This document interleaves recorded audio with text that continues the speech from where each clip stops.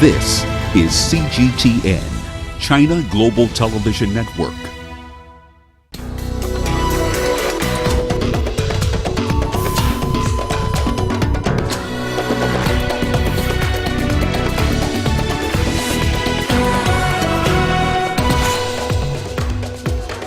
Mixed reactions in DR Congo over election delay. UN member states urge to do more to bring stability to the Sahel. And Morocco arrests 3 suspects in the Islamist-linked murders of the Danish and Norwegian hikers. Hello and welcome to Africa Live on CGTN with me, Beatrice Marshall, in Nairobi. Also coming up this hour. In business, South Africa Shoprite stands to lose 10% of its turnover for anti-competitive behavior. And in sports, Egypt's handball champion Zamalek look back on their success over the past year. Now let's start off in the Sahel region, where efforts to address the multiple challenges facing Africa's Sahel region should be driven by local, regional and national leadership with the support of international partners. And that's according to the United Nations Special Advisor for the region. In his briefing to the UN Security Council, Ibrahim Thiaw reviewed the UN Integrated Strategy for the Sahel that was approved by the Security Council in 2013. Here's Tulisha Balala with more. Africa's Sahel region faces many complex and interconnected challenges.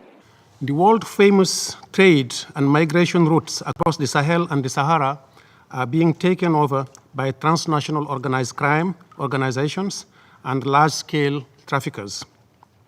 The authority of the state is being challenged.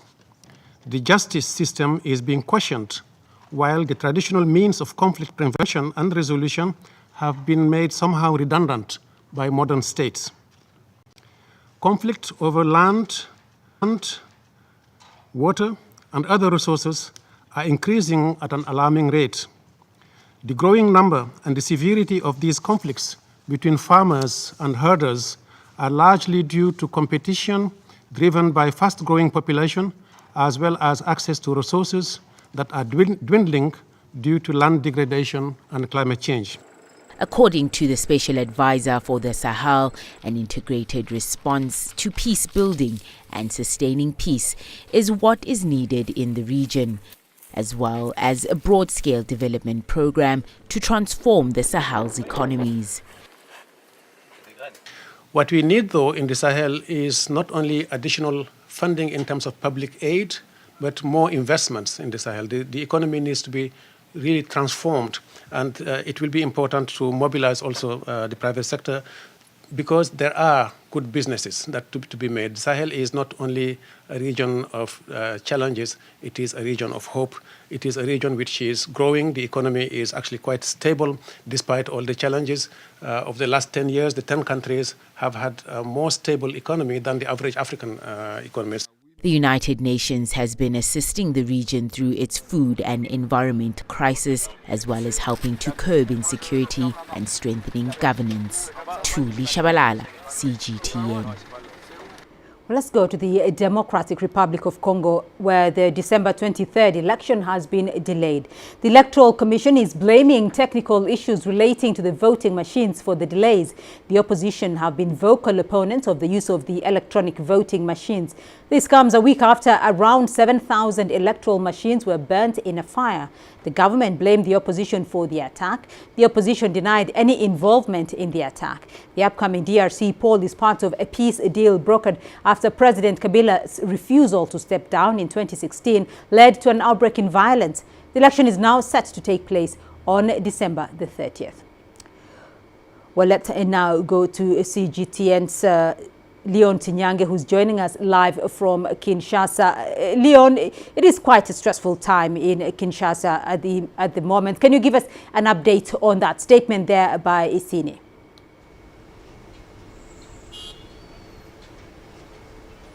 Okay, correction first of all, Beatrice, it's Chris, not Leon. Leon, if I could just... what's happening is there's a lot of anger here in Kinshasa after the announcement of the postponement.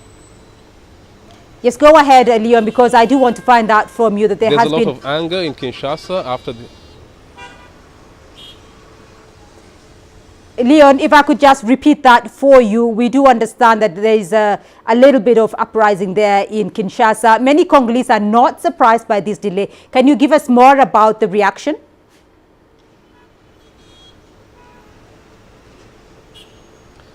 Yes, there's a lot of anger in Kinshasa after the announcement of the postponement. Now, about a week ago, there was a fire at the warehouse belonging to the Electoral Commission, and quite a number of opposition members were suspicious that the government was up to something. They said it was an arson attack. Now, when the announcement was made yesterday, it seemed to confirm their fears that indeed this was a planned move to delay the elections. And so people are very angry about this election. They've been waiting for it for 2 years, and they were all set for Sunday to cast their votes, so they have to wait until the 30th. It's something that has angered very many people, although some of them have decided to wait and see what will happen on the 30th. Well, Chris, I beg your pardon there. Chris, there were fears that this announcement could trigger violence in the country, as polls have shown that a large number of Congolese people do not want further delays. Is that coming to bear fruit now?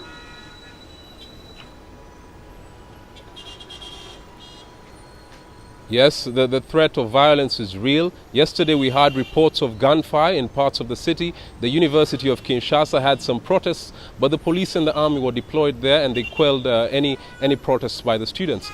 And right now the situation is calm in Kinshasa. People are still internalizing this decision by the Electoral Commission, and they're strategizing to see what they should do. Many of the leaders I've spoken to have been saying that let them wait until the 30th, and then they will decide the next course of action. Well, Chris, for months now, there has been some debate about the preparedness of the Electoral Commission to conduct these particular elections. What assurances are there now that the election will actually take place despite the delay?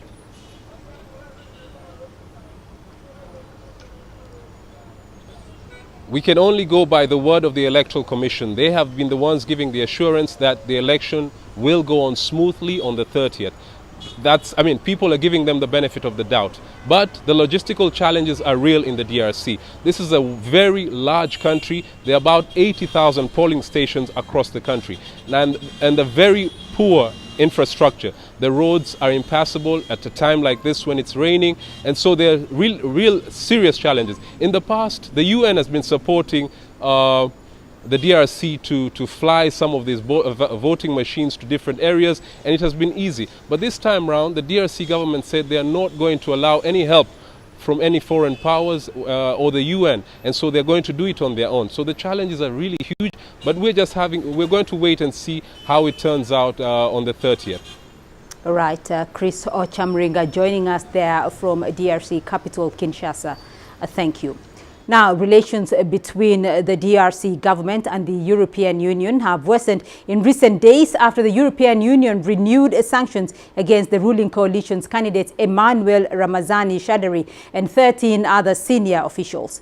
President Joseph Kabila's government has been lobbying against these sanctions. It calls an illegal violation of its sovereignty. President Kabila has also refused to accredit the European Union election observers despite concerns by opposition figures, civil society activists and foreign powers about the credibility of the elections. Well, let's now go to Brussels where we get more on the situation. Now, the European Union has been very vocal about concerns there over the upcoming DRC election. What's been the reaction in Brussels to this delay? Well, Brussels and the European External Action Service have been very closely watching the developments, not just this week, but all month long in both Kinshasa and across the DNC. It was hoped that there would be the first peaceful transition of power there in the Congo, but now that's looking less and less likely. I think one other thing that you also have to stress is, as we've seen an uptick in the violence in Kinshasa and a further crackdown of opposition protests, there's also growing fear among the international community who specialize on health issues, because do keep in mind the number of Ebola cases in the DRC. There's been an uptick in that. And if the violence keeps escalating, there's fear that organizations like the UN may have to pull their people out. And these are people who have specialized units on the ground to battle Ebola. So the fear is this could really escalate quite quickly. Well, Kevin, on Thursday, the chief prosecutor of the International Criminal Court had some concerns regarding the goings-on and the violence in the DRC. How concerned is the European Union?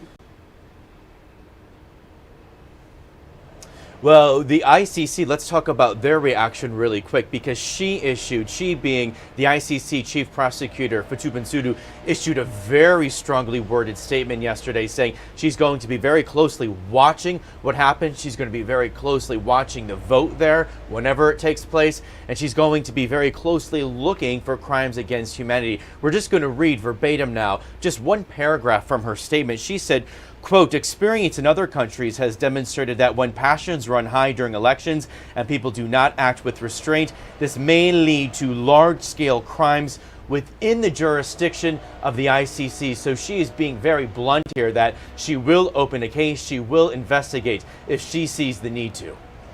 Right, Kevin, President Kabila has repeatedly called on the European Union to lift sanctions against the presidential candidate there, Shadari Ramazani, terming it unjustified and illegal. Do you think the EU will lift those sanctions? Well, no. In fact, just last Monday, the EU extended for another year sanctions against Shadari. So that includes an asset ban as well as a travel ban into the EU, or an asset freeze, I should say. So absolutely not is the EU listening to those words from Joseph Kabila. These sanctions will stay in place, as I said, at least for another year. Kevin Ozebek joining us there from Brussels with our update. Thank you. Now, the DRC election scheduled for Sunday is due to take place on 30th of December. Among the major reasons for the election delays in the Central African Republic is the Ebola outbreak. The current outbreak is the second deadliest in history. In collaboration with the World Health Organization, Ugandan authorities have launched a campaign to vaccinate about 3,000 frontline health workers with an experimental drug. The drug is designed to protect them against the virus amid fears of its effectiveness. Let's discuss this situation further, and we are joined by Emmanuel Ainebiona. He's a spokesperson for Uganda's Health Ministry. Emmanuel, thank you for joining us on Africa Live. Can you take us through some of the measures Uganda has undertaken to ensure preparedness? Thank you for having me. As you highlighted, we are vaccinating healthcare workers and frontline workers in the high-risk districts neighboring the border with DRC. And so far we have vaccinated about 2,392 health workers and frontline workers. And this is one of the measures to ensure that in any case or in any eventuality that a suspected case presents from the DRC at any of our health facilities, our health workers are highly protected.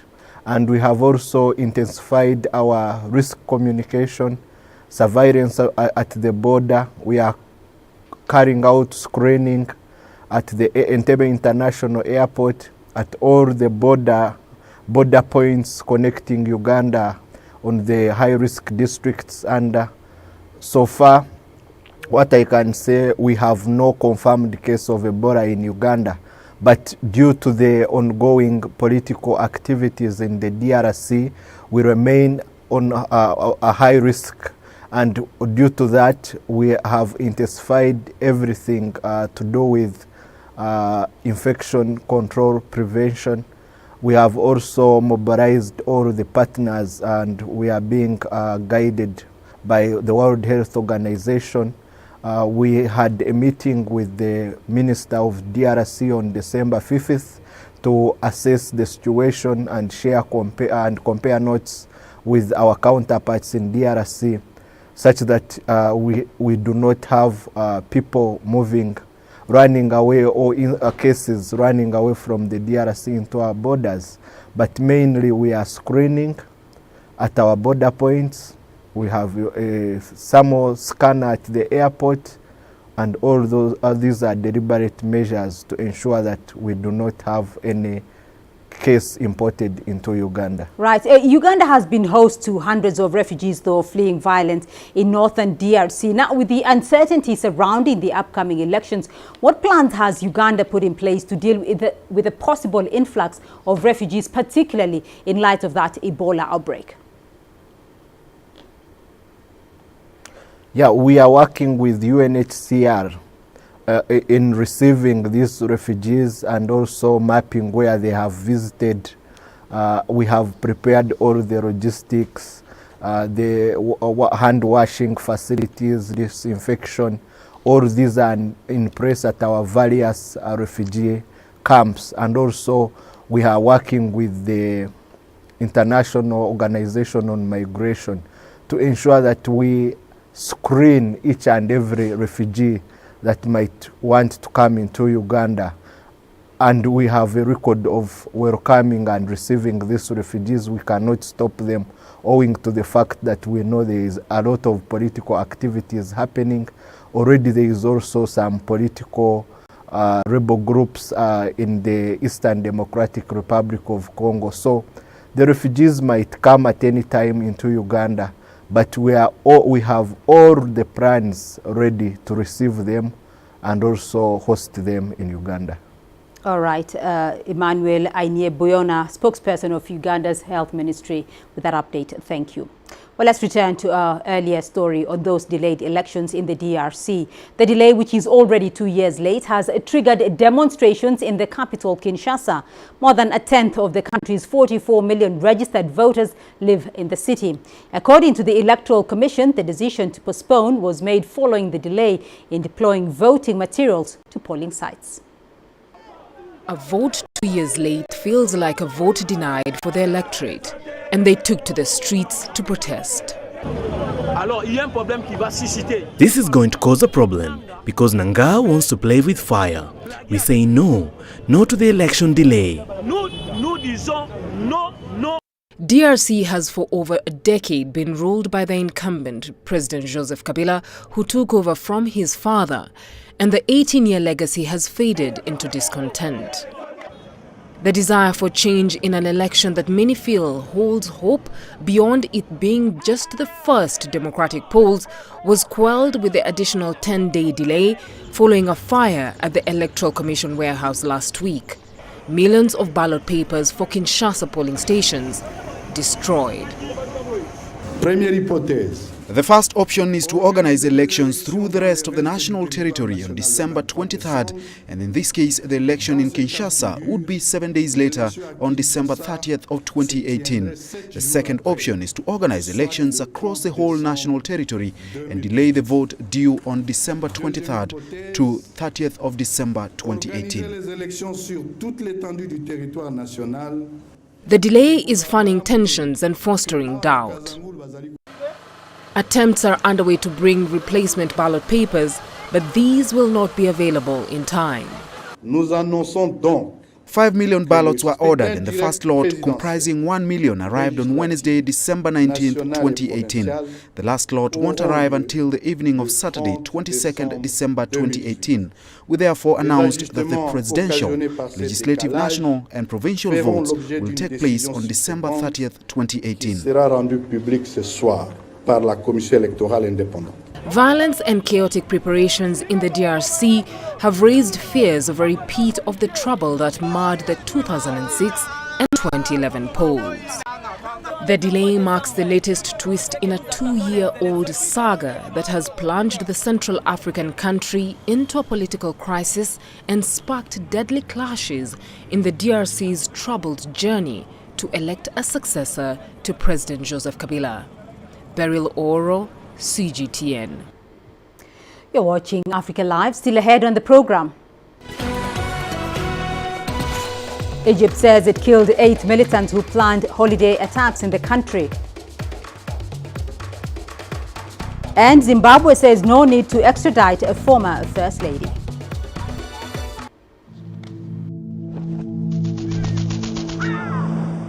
How will your world change today? What happens here? What happens there? or what you make happen for yourself. If it matters to you, it matters to us too. Your stories are the stories that need to be told. Africa Live. Find your voice.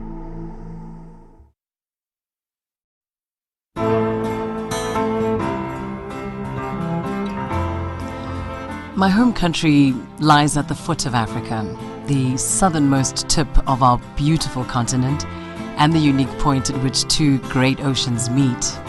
Now on a clear day in Cape Town, you can just make out Robben Island, the place where Nelson Mandela was jailed for so long. South Africa has changed so much in the years since then, but it is this country's history that shaped me and took me into reporting. I'm inspired by Africa's men and women of courage. It's the everyday hero who brings out my passion. The creatives, the decision makers, the risk takers who are shaping a bright African future. I see them in Cape Town. I see them in the pulsating city of Johannesburg. I see them across the continent, and I know our time has come. CGTN is a platform where African voices can speak for themselves and take their stories to the world. My name is Lindy Mtongana, and I'm a news anchor and reporter for CGTN.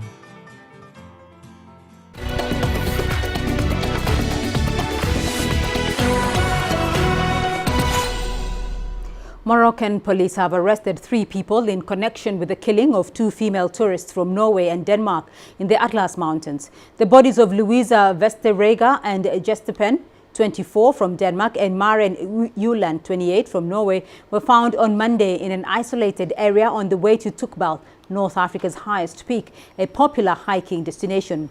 Early investigations of a video shared on social media purporting to show the killing of one of the tourists had found that it was shot in a different place from where the bodies were found. The authorities had said the arrested suspects were members of a militant group, confirming Danish intelligence's Thursday suspicions that linked the killings to the Islamic State militant group.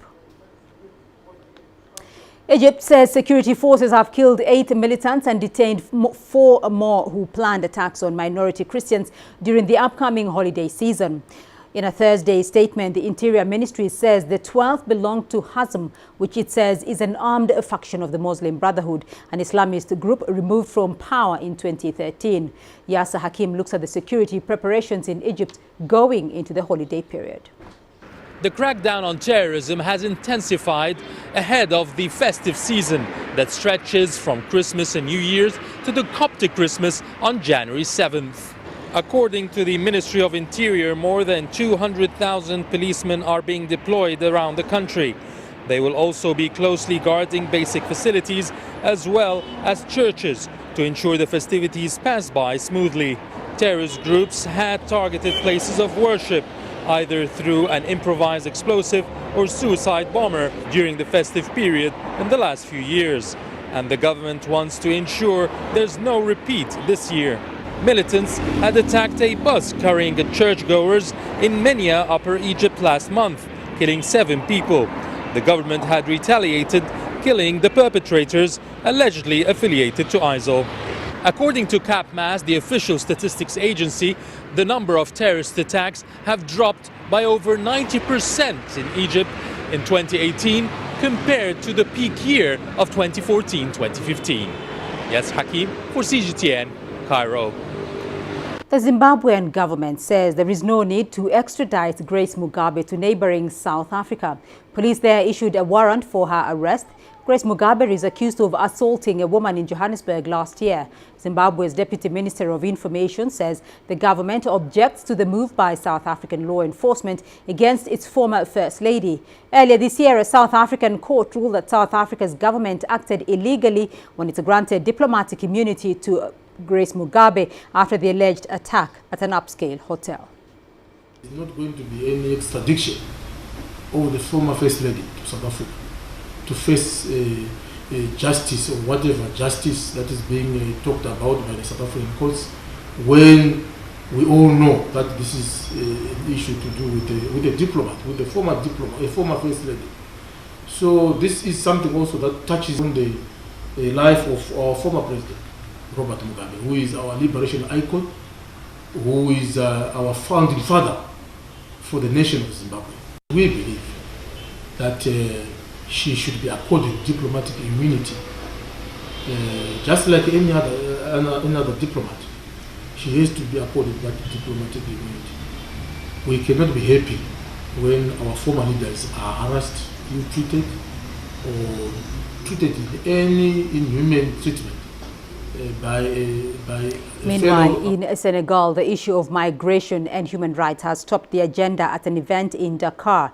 Young returned migrants, human rights associations and journalists all participated in the meeting. The gathering provided an opportunity for migrants to give testimonies. Senegal is one of 150 countries who recently adopted the United Nations Global Compact for Safe, Orderly and Regular Migration. According to the president of the Senegalese Human Rights Committee, the country is well equipped to put in place a policy to solve the current migration-related issues. Aujourd'hui, on a un document de politique nationale qui a été élaboré. We have prepared a national migration policy document. What remains now is to implement and popularize it so that it can produce results. The document is built around 11 main strategic areas. The document takes into account the issues of migration and statistics, as well as migration and economy, including employment, human rights and gender issues. It is important for the media to be involved in solving this phenomenon as well as migration. As journalists, our role is to advocate through communication, whether radio, television or print. Beijing is criticizing the U.S. indictments on 2 Chinese nationals accused of cyber espionage. The Chinese Foreign Ministry has called the allegations fabricated and baseless, saying Washington has violated the basic norms of international relations. The ministry said China has been consistent and clear in defending cybersecurity and urged the U.S. and its allies to stop slandering China. The 2 Chinese are not in custody at the moment, but they have been put on a wanted list of American law enforcement.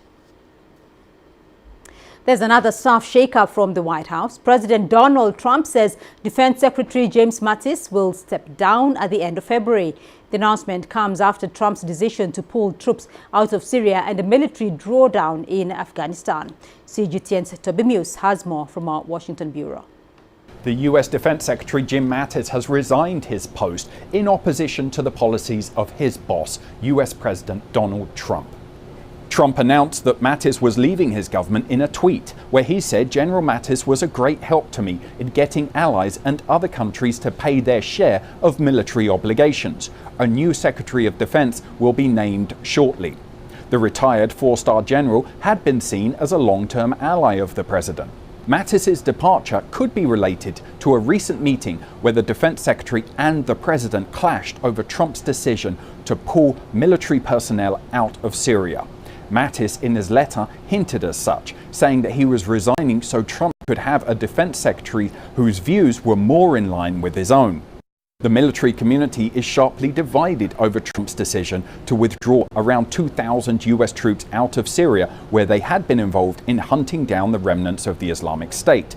Some support the president, saying that the US should not be playing the role of the world policeman.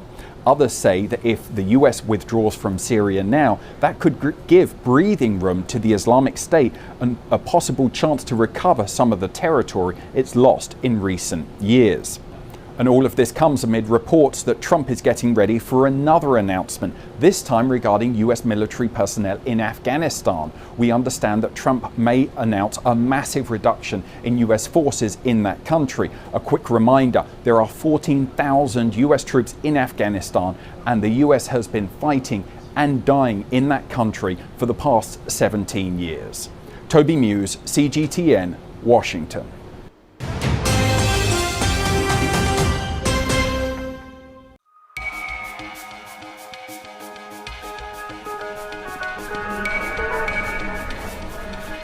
You're watching breaking news on CGTN.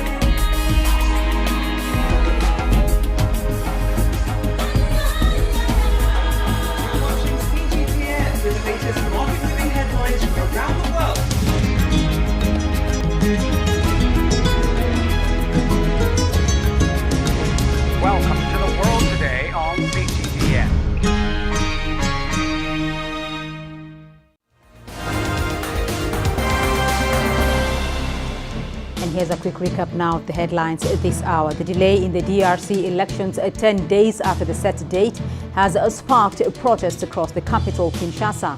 The electoral body has pushed the elections to the 30th of December. More than a tenth of the country's 44 million registered voters live in the city. According to the Electoral Commission, the decision to postpone was made following the delay in deploying voting materials to polling sites. Efforts to address the multiple challenges facing Africa's Sahel region should be driven by local, regional and national leadership with the support of international partners. That's according to the United Nations Special Advisor for the region. In his briefing to the UN Security Council, Ibrahim Thiaw reviewed the UN Integrated Strategy for the Sahel. That was approved by the Security Council in 2013. He also said there was need for a broad-scale development program to transform the Sahel's economies. In Morocco, police have arrested 3 people in connection with the killing of 2 female tourists from Norway and Denmark in the Atlas Mountains. Their bodies were found on Monday in an isolated area on the way to Tukbal, North Africa's highest peak, a popular hiking destination. Early investigations of a video shared on social media purporting to show the killing of one of the tourists found that the video was shot in a different place from where the bodies were found. And the Zimbabwean government says there is no need to extradite Grace Mugabe to neighboring South Africa. Police there issued a warrant for her arrest. Grace Mugabe is accused of assaulting a woman in Johannesburg last year. Zimbabwe's Deputy Minister of Information says the government objects to the move by South African law enforcement against its former First Lady. And that's a look at your headlines.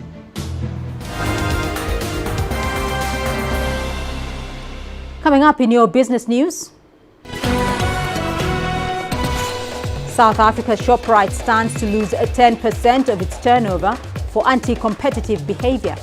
And Nigeria breaks ground on its first gold refinery in the country. Africa is the nexus of enterprise, and global business will tell you why it matters. From the mega investment projects to multi-billion-dollar mergers and acquisitions. Africa today collects, just in terms of revenues from taxes alone, $545 billion a year. If you take 10% of that and you devote it to the energy sector, problem solved. All this on Global Business, weekdays at this time on CGTN.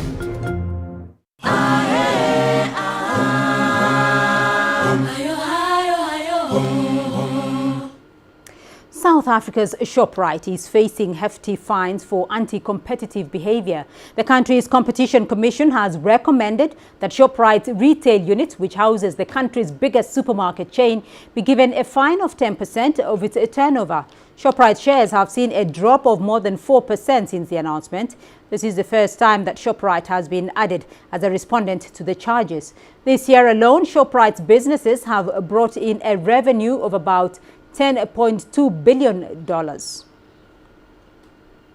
Still in the country, South Africa has reversed some of its stringent visa laws in time for the festive season. The laws were put in place under the former Home Affairs Minister Malusi Gigaba in 2015.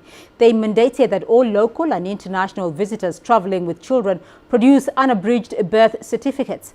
At the time, the minister claimed the decision was triggered by a rise in child trafficking. The rise, however, turned out to not have been factual. The government is hoping tourism numbers will improve significantly now that some of the red tape has been removed. CGTN Sumitra Naidu has the details. All international travelers that have visas to South Africa will no longer need to produce unabridged birth certificates for their children, although those traveling to and from countries with visa waivers are encouraged to have the certificates on hand in case they are asked to present these upon entry to the country. In countries where we require visas, that information about the particulars of the parents will already be there in our system, because we require that when you are doing your visa application. So there will be no more required to get those unabridged certificates. For the countries where there's visa waivers, we normally don't require such thing unless there's a suspicion our official may do spot checks. It is in that respect we still encourage you carrying those things, but it's not a requirement. The new rules are official since December and have been widely welcomed. South Africans, though, still need to carry copies of their children's unabridged birth certificates. I think we have prepared very well.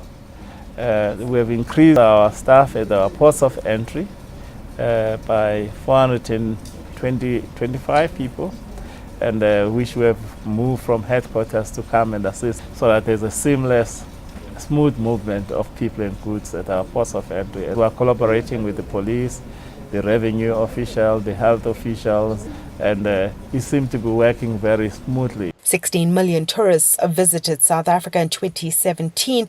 That figure is expected to rise to 19.5 million by 2022. Government has relaxed the rules to encourage more visitors to South Africa, but criminal elements remain a concern. We advise that when you apply for these passports or visas, do give sufficient particulars about both parents. Because we still have to protect children from being trafficked. We still have to protect children being smuggled in terms of the Child Act. That's a responsibility we have as a country which respects the basic human rights. Tourism is a key sector for the South African economy, contributing almost 3% to GDP. Tourism is also a major employer. 1 in every 23 people work in tourism, and there's massive potential to expand on this. Government is confident the new visa amendments will improve visitor numbers to the country. Smitra Nadu, CGTN, Johannesburg, South Africa. And in Egypt, Cairo has hosted the first ever intra-African trade fair organized by Afro-Exim Bank. The event is aimed at promoting trade ties between African countries and businesses. The second edition will be held in Kigali, Rwanda. CGTN's Yasa Hakim has the details. The African Export-Import Bank has been the catalyst behind this initiative to promote intra-African trade. More than 1,000 exhibitors from 80 countries have joined the fair, hoping to strike deals with their counterparts from the continent.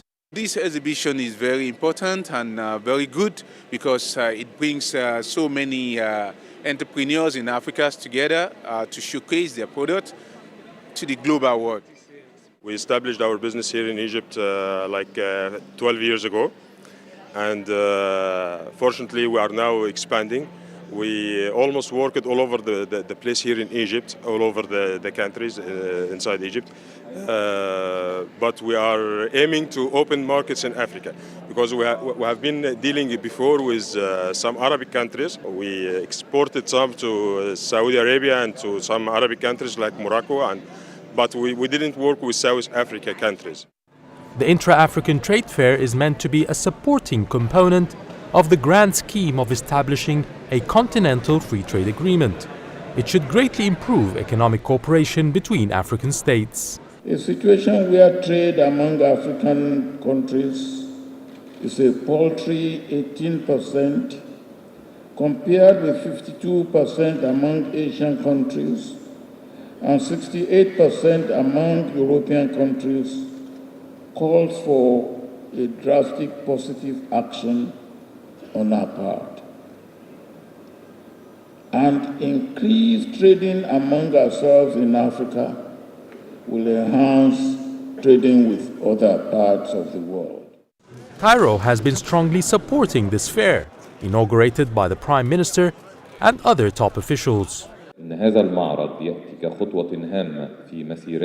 fair is an important step in our oath to support the efforts of African economic integration, especially with the success in negotiations of the Continental Free Trade Agreement, which will be adopted soon. It will help countries achieve high economic growth rates after we lift all tariff barriers between us. Africa has the fastest economic growth rates in the world, but experts believe integration would have a more positive effect on the peoples and the markets. We are building the foundations for the emergence of robust continental supply chains.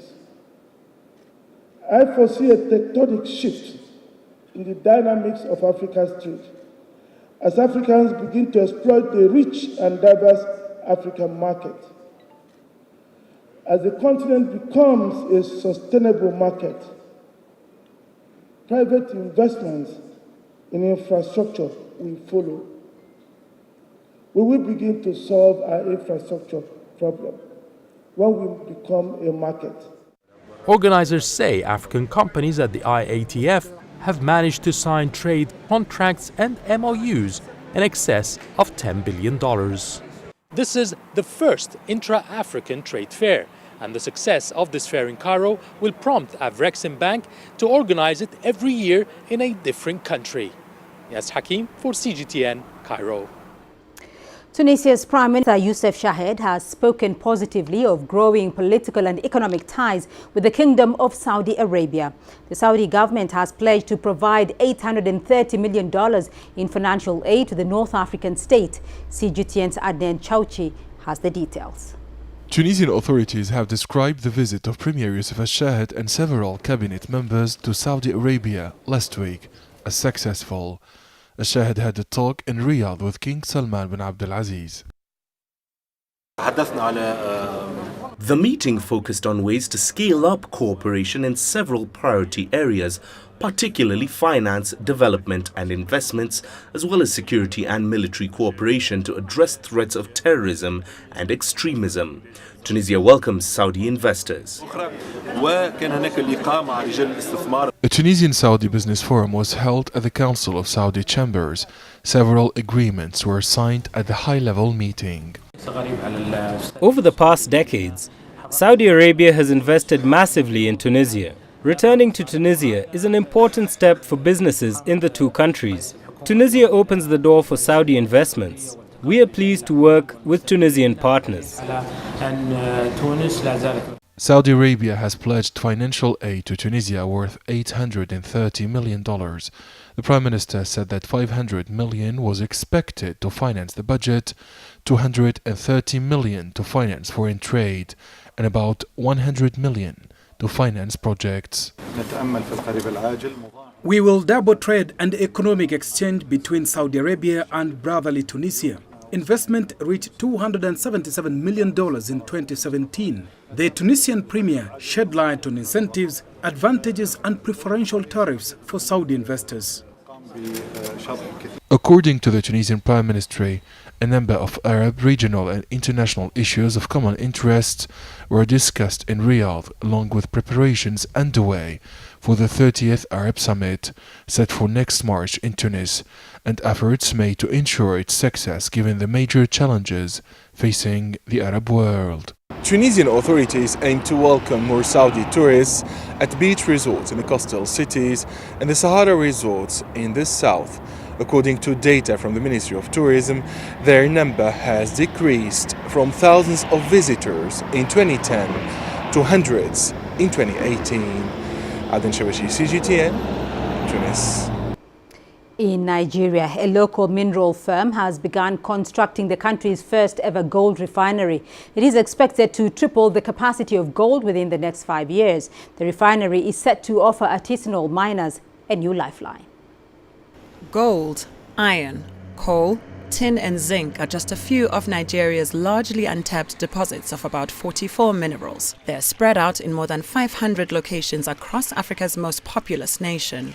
However, 80% of the country's mining is artisanal and is not added to the supply chain due to the lack of gold refineries in the country.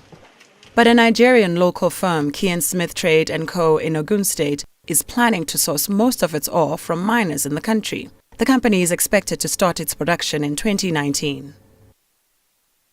So we just believe, you know what, we could properly develop the whole value chain, add jobs,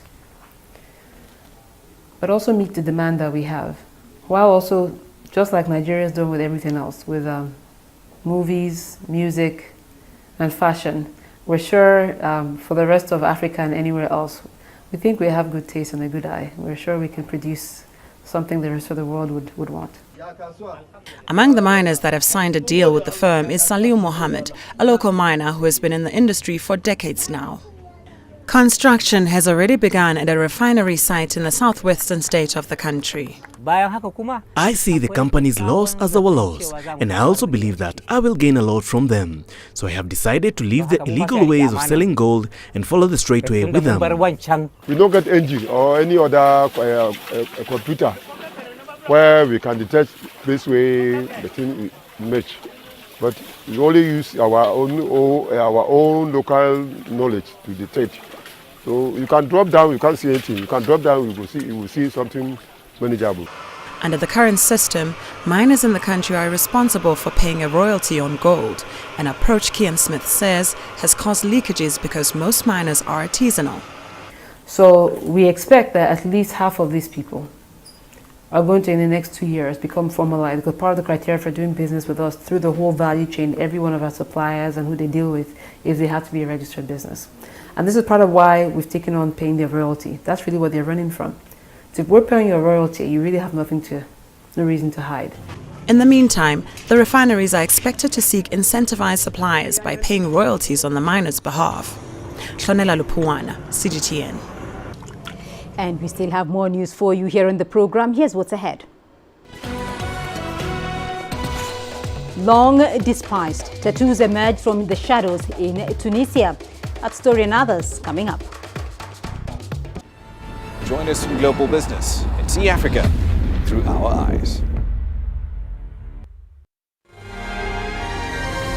The greatest journeys, the greatest sights, the greatest adventures. Here in Kanater, this weir allows the locals to walk on water.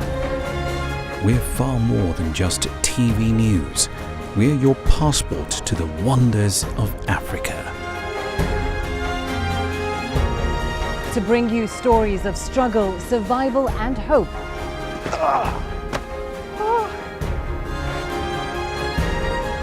So let's explore.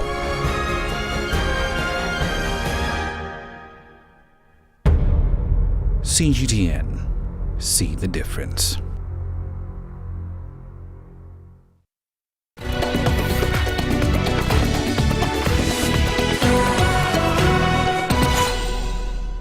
In Tunisia, tattoos have long been considered vulgar and associated with convicts or the uneducated. Times have changed, however, as many young people now view tattoos as a form of modern beauty. Others have even taken up courses as the first tattoo school in the Arab world. Take a look. Tattoos are now emerging from the shadows in this northern African country. Young people are using body art as a form of beauty. I wanted to get a tattoo for a long time, but it was quite difficult since I work. I asked my boss at work if I can get a tattoo. He advised me to put it in a hidden area if I was to get one. Those with dreams of becoming tattoo artists haven't been left behind. They can now take courses in the country's first tattoo school. The society associates those with tattoos with a person who has not succeeded in life. As a tattoo artist, I told myself, why not give a good image of the tattoo artist? For this reason, it has been difficult for Fawez to set up a tattoo academy. He's a renowned tattoo artist who fought for the authorization and acceptance of the profession. He is a former engineer who entered the field in 2006. It wasn't easy to get the authorizations, especially in Tunisia, where tattooing is not yet easily accepted. To get tattooed or to open a school is harder than you can imagine. In this day and age, there are not so many female tattoo artists in the country. But this young lady hopes that the field will be full of women in the near future. My friends motivate me. They also find it very encouraging that I'm studying tattooing. It's a challenge that I face because there are not so many women in the field. Someone needs to be the first woman in the field, so why not me? Times are changing, so I think in a few years, in the near future, it will no longer be perceived as something wrong. Currently, many tattoo artists in Tunisia work illegally without licenses from the authorities. They, however, hope that one day Tunisian society will embrace tattoos. Astatal, CGTN. And your sports news coming up next. Here's what's ahead. Egypt handball champions Zamalek